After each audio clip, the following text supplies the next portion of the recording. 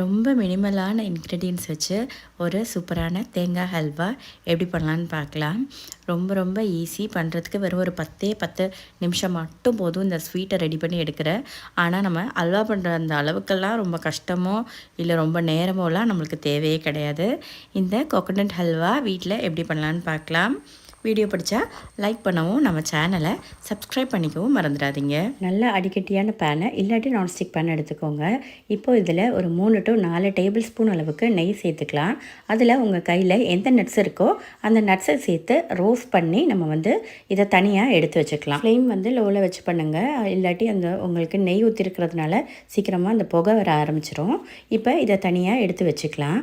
அடுத்ததாக 2 டீஸ்பூன் அளவுக்கு கோதுமை மாவை நம்ம இந்த நெய் கூட சேர்த்துட்டு நல்லா ஒரு தடவை ஃப்ரை பண்ணி எடுத்துக்கலாம். ரொம்ப ஃப்ரை ஆக வேண்டாம். ஒரு 1 to 2 நிமிஷம் மட்டும் லோ ஃப்ளேமில் வச்சு இந்த மாதிரி நல்லா மிக்ஸ் பண்ணி விட்டுக்கோங்க. ஃபுல்லாக மாவு எல்லாமே நல்லா கரைஞ்சி வந்துடும். இப்போது அடுத்ததாக நான் இங்கே ஒரு அரை மூடி தேங்காய் திருகி வச்சுருக்கேன். நம்ம உங்களுக்கு எவ்வளோ குவான்டிட்டி வேணுமோ அந்த மாதிரி பார்த்து பண்ணிக்கோங்க. இது இப்போ ஒரு 2 to 3 பேர் சாப்பிட்ற அளவுக்கு நம்மளுக்கு கிடைக்கும்.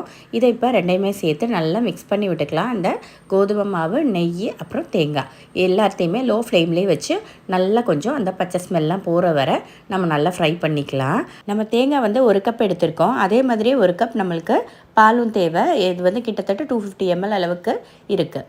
இப்போது இந்த பாலையும் சேர்த்து எல்லாத்தையுமே நல்லா மிக்ஸ் பண்ணி விட்டுக்கோங்க. இது என்ன நான்ஸ்டிக் பேன் கிடையாது. அதனால் நான் இடையில மிக்ஸ் பண்ணிக்கிட்டே தான் இருக்கணும். உங்களுக்கு நான்ஸ்டிக் பேன்னால் ரொம்ப மிக்ஸ் பண்ண வேண்டிய அவசியம் வராது.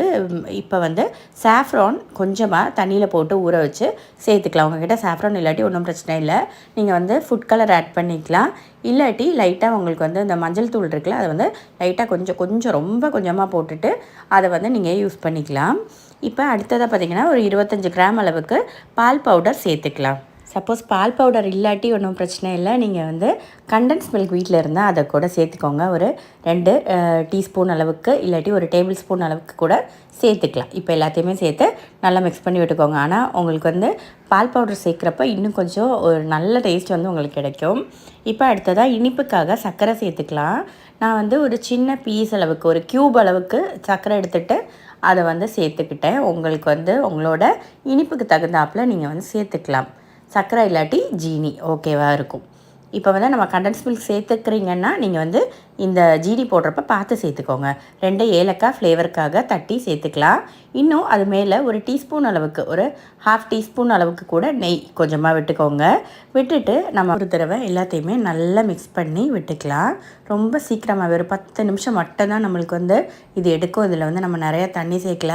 பால் கொஞ்சம் நல்லா ஃபுல் ஃபேட் மில்காக பார்த்து சேர்த்துக்கோங்க. அப்போ டேஸ்ட் உங்களுக்கு நல்லாயிருக்கும். அந்த பாலும் அந்த கோதுமை மாவில் சீக்கிரமாகவே அப்சர்வ் ஆயிரும். அதனால் உங்களுக்கு ரொம்ப நேரம் நம்ம நார்மல் அல்வா பண்ணுற மாதிரி அந்த அளவுக்குலாம் உங்களுக்கு டைம் கண்டிப்பாக எடுக்காது. மேக்ஸிமம் ஒரு 15 நிமிஷத்துக்குள்ளே நம்ம இதை பண்ணி முடிச்சிடலாம். டேஸ்ட் ஹல்வாவை விட செம்ம சூப்பராக இருக்கும். நம்ம பால்கோவா சாப்பிட்றோம்ல அந்த ஒரு கன்சிஸ்டன்சியில் சூப்பராகவே இருக்கும். அவ்வளோதான். இப்போ நம்மளோட கோகோனட் ஹல்வா ரெடி ஆயிடுச்சு. அவ்வளோதான். இனி நம்ம ஆறுனதுக்கப்புறமேட்டு சர்விங் பவுலில் மாற்றிக்கலாம். கண்டிப்பாக செஞ்சு பாருங்கள். ஒரு தடவையாச்சும் கண்டிப்பாக செஞ்சு பாருங்கள். அவ்வளோ டேஸ்ட்டாக இருக்கும். ஒரு கரண்டி எடுத்துக்கோங்க. அதில் கொஞ்சம் நெய் தடவிட்டு அதுக்கப்புறமேட்டு ஹல்வா எடுத்திங்கன்னா உங்களுக்கு அதில் எங்கேயுமே ஒட்டி பிடிக்காமல் நல்லா அழகாக விழும். இப்போ இதை டேஸ்ட் பண்ணி பார்க்கலாம். சூப்பராக இருந்துச்சு. கண்டிப்பாக எல்லோரும் ட்ரை பண்ணி பாருங்கள். வீடியோ பிடிச்சிருச்சுன்னா லைக் பண்ணவும் நம்ம சேனலை சப்ஸ்கிரைப் பண்ணவும் மறந்துடாதீங்க. உங்கள் ஃப்ரெண்ட்ஸ் கூடயும் ஷேர் பண்ணுங்கள். தேங்க்ஸ் ஃபார் வாட்சிங் ப்ரீத்தூஸ் மெனு. பாய்.